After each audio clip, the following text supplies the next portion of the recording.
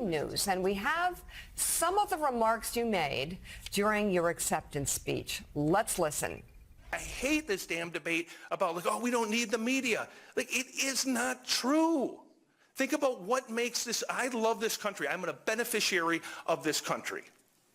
Like some from Wisconsin who can come and start 2 companies, be up here, win an award, sit next to Mikey. I'm a beneficiary of it. But there's something about the country. There's something about it, right? There's something about freedom, capitalism, the animal spirits of democracy.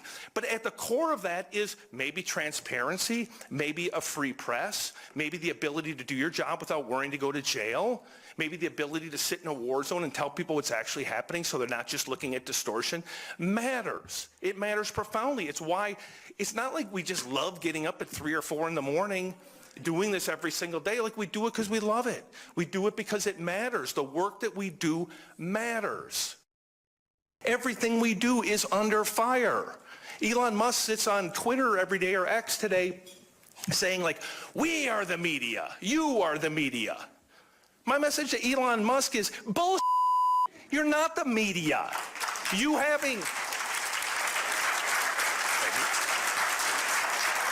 having a blue check mark, a Twitter handle, and 300 words of cleverness doesn't make you a reporter any more than me looking at your head and seeing that you have a brain and telling you have an awesome set of tools makes me a damn neurosurgeon, right? Like, what we do, what journalists do, what you did in Mississippi, what Al Jazeera does in the Middle East, you don't proclaim yourself to be a reporter.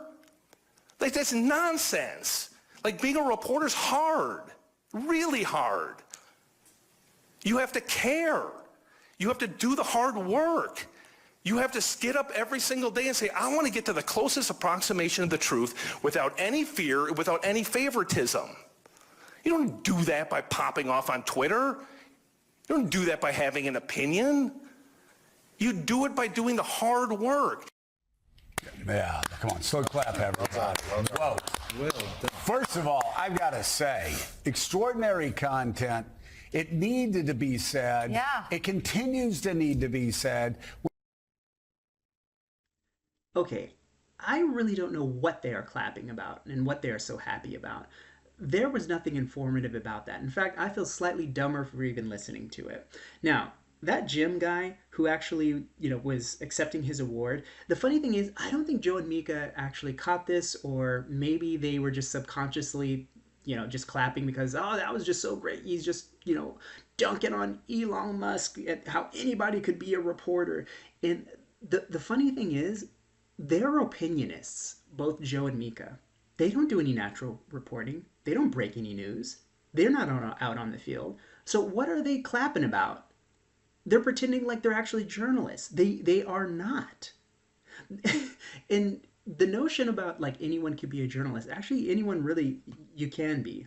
And in fact, yeah, sure, I guess from a traditional standpoint, yes, you could go to college and get a degree in journalism.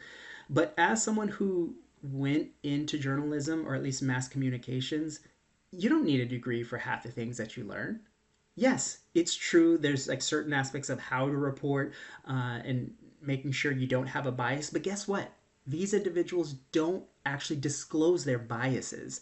So in itself, they are disingenuous and they're not journalists and they don't practice ethical journalism.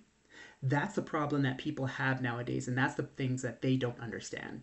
And the funny thing is, all of these individuals that you see before you in front of your screen who are, clapping as if like, something's actually being set up here, they're all millionaires. And you want to know what happens, when you go into journalism, the one thing that you can count on that you'll never be, a millionaire, a multimillionaire at that, because all of these individuals are multimillionaires. And for them to, talk and praise about journalism as if they are journalists and they've never really been on a beat, you never had to go out on the field and do any breaking journalism, as most of them are pretending like they do. I think maybe Jim has, but Joe certainly hasn't. Mika sure hasn't. And they're pretending like they do. They're opinionists. And the problem that they have is they're not seeing the writing on the wall. They are becoming a thing of the past. And just if you look in their same MSNBC news station, what about Rachel Maddow? What about all the unethical reporting that they do? And don't even get me started on Joe and Mika. What about Russiagate? Rachel Maddow was the queen of that. What did we find out about that? And so you have these war in Iraq, weapons of mass destruction. Guess who was in the forefronts of that? MSNBC, CNN, Fox News, all of them. They were all into bed talking, marching, getting their marching orders and be like, oh yes, weapons of mass destruction. They weren't doing any kind of counter narrative, actually wanting to understand, hey, maybe we should bring truth to power.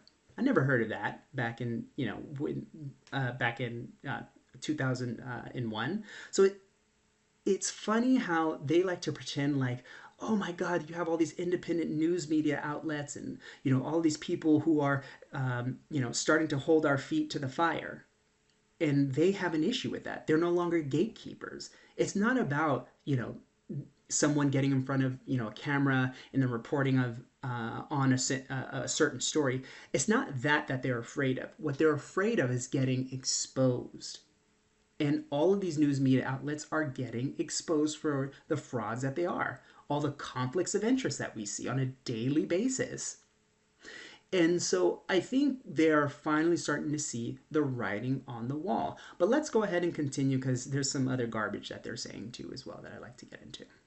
When all of the garbage is flying around on social media, lying about reporters, lying about the hard work they do, lying about the hard work editors do, lying about everything up and down, about not only their alternative set of facts, but alternative set of facts about what people like you do. And I love how you connected reporters in Mississippi in the 1960s to reporters fighting for their life to get the story out in the Middle East today. Jim, it was very powerful. Really good. Very powerful. Even if even if we had to beep you more than we would if we ran a Dave Chappelle concert, I it was like still it. good. Jim's mild-mannered. He preached it, though. The cadence, I mean, I might get him ordained. Well, let me just say, why this is so important right now, more than ever, is because critics of the press are feeling more empowered than ever, to lie more than ever. I've had friends for years going, oh,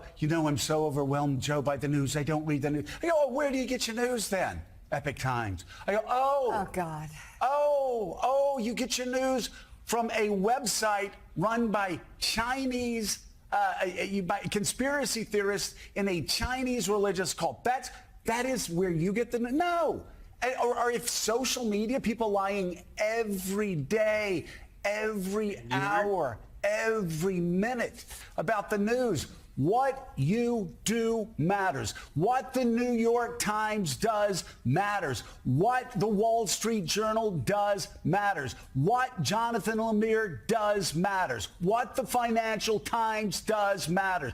What NBC News and MSNBC reporters do matters.